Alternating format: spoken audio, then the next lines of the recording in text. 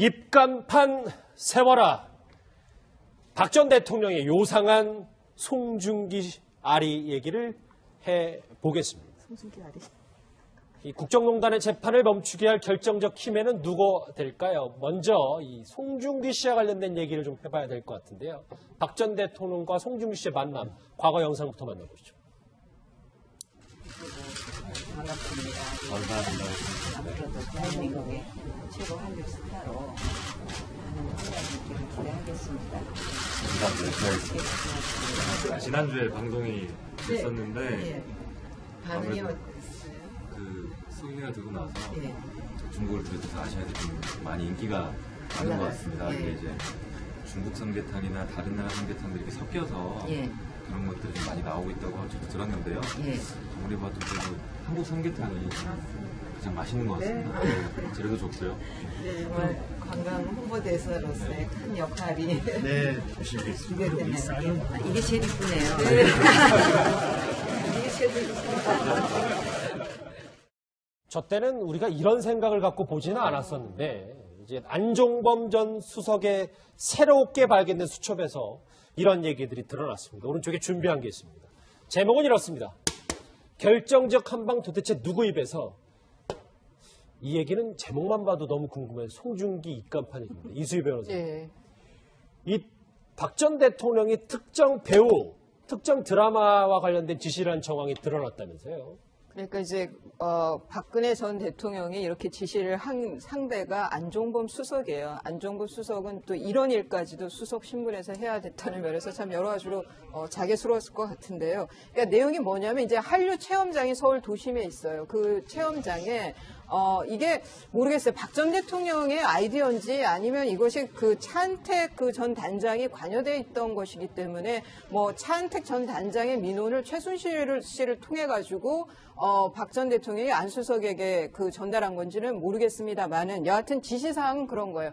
영문 홈페이지 이렇게 좀 해봐라. 뭐 홈페이지에 동영상을 한번 좀 올려라. 그리고 관 앞에, 체험장 앞에 송중기 입간판을 세워놔라. 뭐 이런 굉장히 세세한 지시를 했다는 거죠. 이게 거의 실무자들이 할 만한 일을 대통령께서 지시를 했다는 면에 있어서 좀 황당하기도 하고 씁쓸하기도 하고 그런 보도입니다. 예, 노 변호사님 물론 문화영상에 관심이 많은 대통령이 이런 지시를 하는 건 어찌 보면 당연할 수도 있겠지만 예산도 굉장히 확대 편성됐고요. 지시도 말씀처럼 상당히 구체적이에요. 그러니까요. K-스타일 허브라고 하는 곳에서 이제 한류와 관련해서 송중기 씨에 대한 것을 좀 강화시켜라 하는 것까지는 이해를 우리가 할 수 있겠죠. 그런데 지금 이 변호사님 말씀하신 것처럼 뭐 송중기의 발자취를 영상으로 만들어라든가 영문 홈페이지가 없는데 그거를 만들어라. 또 온라인 예약 기능을 좀 집어넣고 체험 블로그를 좀 운영할 수 있도록 해라. 이거는 사실 우리 일반인이 보기에도 지나치게 구체적인 지시사항이거든요. 근데 그것을 직접 박근혜 전 대통령이 안종범 수석에 얘기해서 안종범 수석의 수첩에 그대로 적혀 있다라고 하는 얘기니까 얼마나 이분이 송중기 씨를 사랑했는지 참 그렇고 특히 26억 원의 예산이 171억 원으로 지금 두 번의 증액 과정을 거쳐서 올라가게 됐는데 그 과정도 왜 이렇게까지 했을까라는 부분도 조금 좀 석연치 않은 부분이 있긴 한데 아마도 송중기 씨를 정말 좋아하지 않았을까 생각해봅니다. 그러니까 저 정도 세세한 건 사실 실무 과장선에서 다 알아서 하는 거 아니에요? 그렇죠. 사실 대통령은 큰 그림을 그리는 거고 방향 정도를 설정해 주는 것이지 본인이 그것에 대해서 하나하나 구체적 지시사항을 깨알 지시할 수는 없는 거거든요. 야, 저렇게 모아놨더니 참 박 전 대통령이 꼼꼼하게 송중식 관련해서 지시를 하긴 했었군요. 그렇다면 박근혜 전 대통령은 왜 이렇게 드라마에 큰 관심을 가졌던 걸까요? 영상으로 보시죠. 태양의 후예가 드라마 자체로도 해외 30여 개국에 판권이 팔렸을 뿐만 아니라 화장품, 패션, 식품과 같은 우리 상품의 해외 수출에도 긍정적인 영향을 미치고 있습니다. 그런데 그 드라마를 본 수많은 중국 시청자들이 극중 주인공들이 입고 나온 의상과 패션 잡화 등을 사기 위해서 한국 쇼핑몰에 접속을 했지만 결제하기 위해 요구하는 공인 인증서 때문에 결국 구매에 실패했다고 합니다. 지금 돌이켜보니까 좀 구체적인 드라마 얘기도 많이 했었네요. 박 전 대통령이. 그렇죠. 그러니까 한간에 이제 박 전 대통령이 굉장히 드라마 매니아다, 많이 본다, 뭐 이런 이야기도 있었는데 또 이제 그 박 전 대통령과 함께 생활했던 김마겁 씨라고 그분이 이제 인터뷰를 통해서 한 걸 보면 뭐 텔레비도 없다 뭐 이런 이야기가 있었지 않습니까? 예. 근데 또 이번 그 특검 조사 과정에 보면 조윤선 전 정무수석 뭐 장관이 그 문자를 이제 보낸 게 있어요. 이제 이런 드라마가 요즘 괜찮습니다라고 이제 드라마를 몇 개를 추천을 해준 게 있습니다. 이제 그런 걸로 비춰봤을 때는 아마 대통령이 사실 드라마를 그래도 즐겨본 것이 아닌가라고 좀 추정할 수 있을 것 같아요. 특히 그러니까 드라마를 보면서 어떤 세상 사람들이 살아가는 모습이라든지 또 일상적인 용어. 왜냐하면 박 전 대통령이 쓰는 어떤 말이라든지 이런 용어 자체가 보면 굉장히 좀 시중에서 많이 쓰는 예를 들어서 조금의 어떤 뭐라고 할까요 학문적이나 뭐 이런 것이 아니라 이제 그런 게 이유가 보면 결국 이 드라마를 많이 봐서 드라마적인 말을 많이 쓰는 거 아닌가. 그 영향을 많이 받았다. 네. 그래서 이제 드라마를 많이 보는 것이다 해서 사실은 저도 놀란 게 어떻게 정무수석이 이때 이런 드라마를 보십시오라고 드라마 추천까지 할 수 있는 것인지 그 드라마를 보면 뭐 아까도 이제 자막에 나왔지만 뭐 질투의 화신, 뭐 혼술남녀인데 사실 혼술남녀 같은 경우는 이제 혼자 살면서 뭐 하는 거 아니겠습니까? 이제 그런 걸 또 보라고 그러는지 모르겠습니다. 어쨌거나 박 전 대통령이 드라마를 참 좋아하긴 좋아하고 특히 이제 우리 한류 스타를 상당히 좋아하긴 뭐 사실인 것 같습니다. 예, 어쨌든 지금 박 전 대통령 뭐 문학의 블랙리스트 때문에 재판까지 받고 있는 상황인데 문화 형성에 관심이 많았던 건 사실이에요. 저희가 박 정부의 문화 정책을 어떻게 평가해 볼 수 있을까요? 아니 문화 융성이나 문화 정책에 관심을 많이 가지는 게 참 좋은 일이죠. 좋은 일인데 이제 굉장히 좀 편향되는 방식으로 하셨기 때문에 좀 문제가 있고 더군다나 이런 이제 문화 융성, 뭐 드라마, 한류 이런 걸 가지고 창조 경제하고 이걸 이제 하나로 이렇게 엮어내려고 한 거 아닙니까? 근데 우리가 박근혜 정권 하에서 제일 뭐 몰랐던 것 중에 하나가 도대체 창조 경제가 뭔지를 아무도 몰랐다는 거 아닙니까? 근데 이제 대통령은 그런 면에서 약간 좀 초조했을 거예요. 그렇기 때문에 이 창조 경제를 만들어내기 위해서 여러 가지를 이야기했지만 뚜렷한 성과가 없었기 때문에 이 한류라는 그 어떤 드라마라든지 이런 걸 통해서 그 아마 성과를 국민들한테 내놓고 싶었던 그런 욕심이 있지 않느냐. 그러다 보니까 이런 대중문화와 창조 경제를 좀 지나치게 이렇게 억지로 연결시키다 보니까 그 대중 스타들에 대해서도 지나치게 좀 강조하는 그런 면들이 나오지 않았나 그렇게 평가하고 싶습니다. 다만 이때 뭐 제가 지나가는 이야기를 한 말씀 드리면은 송중기를 저 불러서 이제 대통령 옆에 세우지 않았습니까? 그렇죠. 그때 여성 시청자들 또 송중기를 좋아하는 여성 팬들이 난리가 났습니다. 그래서 왜 대통령이 송중기를 독점하느냐 이렇게 해가지고 그때 새누리당의 지지도와 대통령의 지지도가 떨어졌다 이런 이야기들이 있습니다. 진짜 지나가는 얘기네요. 그렇습니다. 이수희 변호사님. 네. 박 전 대통령이 얼마나 세세하고 꼼꼼했는지가 저 송중기 씨 입간판도 있지만 세브란스 병원장 인사 개입 정황도 이 새 수첩에서 좀 드러나는데 저것도 좀 많이 충격적이더라고요. 그러니까 이게 이제 2016년 7월 3일인데 이병석 그 박 전 대통령의 그 주치의였죠. 그 주치의가 이제 그 주치의 자리에서 물러나면서 후의 자리를 좀 뒤를 봐줬다.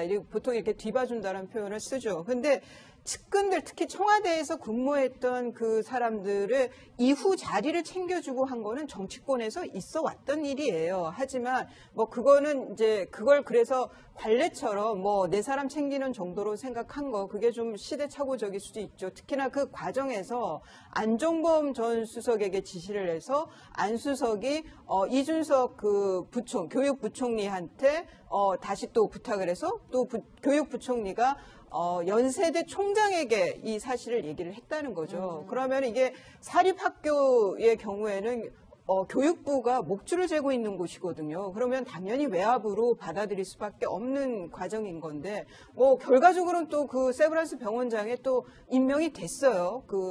그리고 또 이병석 이병석 그 원장이 최순실 씨를 만났다라는 진술도 했었고요. 그렇죠. 그런 면에서 보면은 결국 박 전 대통령이 이런 청탁을 하게 된 배경이 최순실의 입김이었다는 게 다시 한번 드러나는 거기 때문에 굉장히 좀 씁쓸합니다. 이 보도도. 그 연결고리를 짐작케 하는 발언이 과거에 이 국정농단 청문회 때 나왔었는데 목소리 같이 들어보시죠.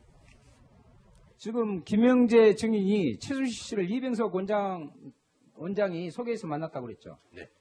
이병석 그 증인께서는 어떻게 최순실을 만났어요? 5, 6년 전에 저한테 진료를 받으러 왔었습니다. 세브란스로요? 예, 예. 그래가지고 알게 되셔가지고 환자로 왔었잖아요. 그렇죠. 그런데 어떻게 해서 이런 관계가 형성이 될 수 있어요? 김영재를 소개시켜 줄 수 있고? 제가 주치의가 되고 나서 어떻게든 저한테 전화가 왔었습니다. 네, 그렇다면 결국 이번에 박 전 대통령이 최순실 씨의 해결사 역할을 자처했다. 이렇게 볼 수 있을까요? 그렇죠. 이제 이병석 원장이 그 김영재 원장을 최순실 씨에게 소개시켜 주었다라고 하는 게 다 알려진 사실이고, 또 그 당시에 2013년 2월에 그 박 전 대통령의 주치의로 이제 이 이병석 원장이 임명이 되고, 그 이후에 계속해서 최순실 씨와 관계를 가져오다가 작년 6월에 선거가 있었습니다. 연세의료원장. 그때 이제 그 총장이 지명하는 거였는데, 그때 당시 3명의 후보가 올라갔었는데, 그게 6월 말 정도였었는데, 그 기간 동안에 장시호 씨가 연세대학교 세브란스 병원에 입원해 있었나 봐요. 그래서 최순실 씨가 이제 장시호 씨를 만나러 병원에 갔는데, 간 김에 이병석 원장을 만난 거예요. 그래서 이러이러한 고통이 있다, 선거하는데 힘들다라고 얘기를 했다는 거죠. 그랬더니 바로 그 다음에 7월 3일 안종범 전 수석의 수첩에 이 이병석 원장에 대한 뭐 그 교육부 장관이 어떤 식으로 좀 압력을 행사라고 하는 내용이 들어가 있었고, 그리고 실질적으로 이 7월 13일 날에는 연세대학교 세브란스 병원장이 임명이 되었다라는 거거든요. 그렇다면 이거는 우리가 이제 합리적으로 계산을 해보게 되면은 시기나 날짜나 지시사항을 모든 걸 다 종합적으로 고려해 보았을 때에는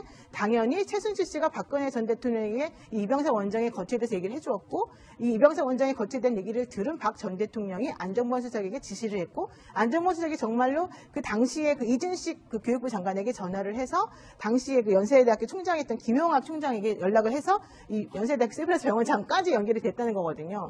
정말로 치밀하고 열심히 일관적으로 이렇게 지원을 해준 게 아닌가라고 생각이 좀 듭니다. 예. 정리 좀 해볼게요. 오른쪽에 준비한 거 한번 같이 보십시오. 이 보면 어찌됐건 꼼꼼하고 치밀했던 박 전 대통령이 안종범 전 수석의 세수첩에서 드러났는데, 결정적 한방 누구 입에서 이 사람 얘기를 좀 해봐야 될 것 같습니다. 왜냐하면 1시간 전쯤에 우병우 전 수석이 언론에 한 2달 만에 모습을 드러냈습니다. 방금 전 모습 화면으로 만나보시죠. 국정농단 모른다는 입장 아직 유효하십니까? 법정에서 충분히 제 입장을 밝히겠습니다. 박근혜 전 대통령 재판 보면서 좀 어떻게 충격 느끼시는지. 안타깝죠. 현 정부 검찰인사에 대해 어떻게 생각하십니까? 오늘 제가 재판받으러 왔기 때문에 그런 말씀을 드릴 자리는 아닌 것 같습니다. 국민들께 한 말씀 해주시죠. 오늘 재판받으러 왔기 때문에 성실히 재판받겠다, 그런 말씀을 드리겠습니다.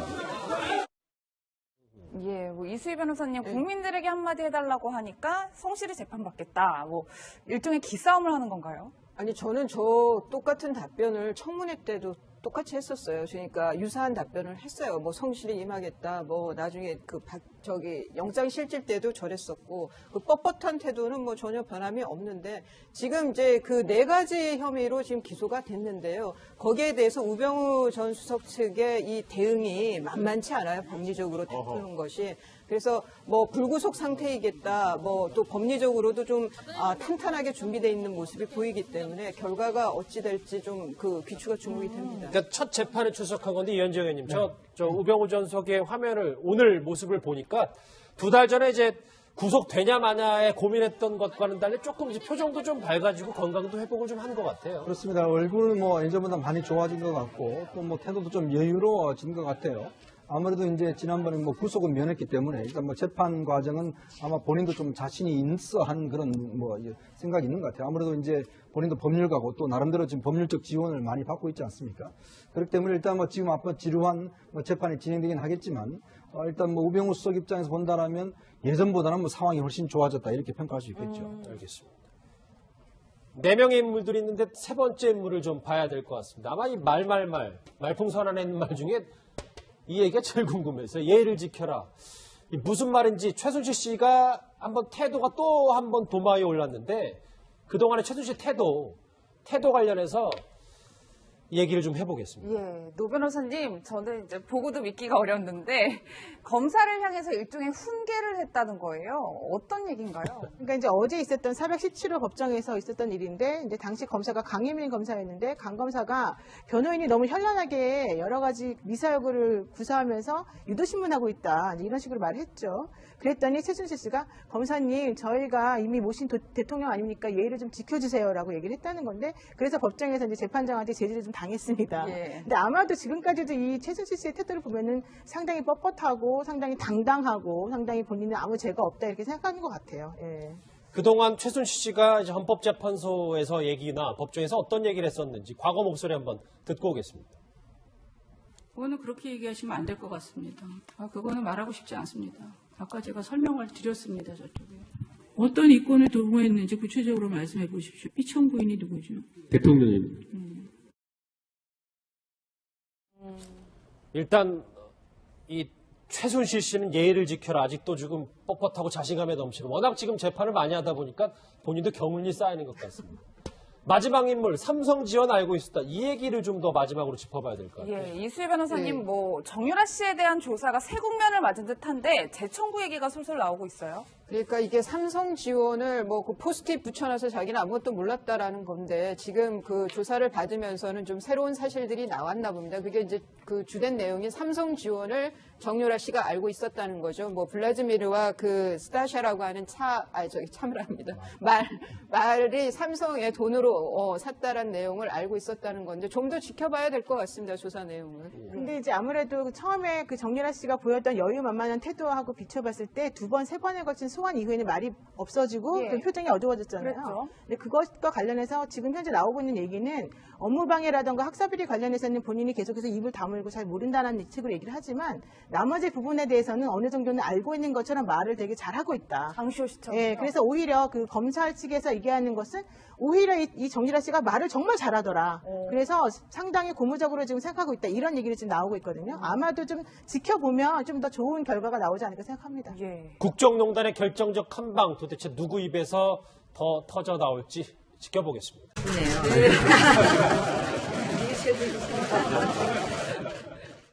저 때는 우리가 이런 생각을 갖고 보지는 않았었는데 이제 안종범 전 수석의 새롭게 발견된 수첩에서 이런 얘기들이 드러났습니다. 오른쪽에 준비한 게 있습니다.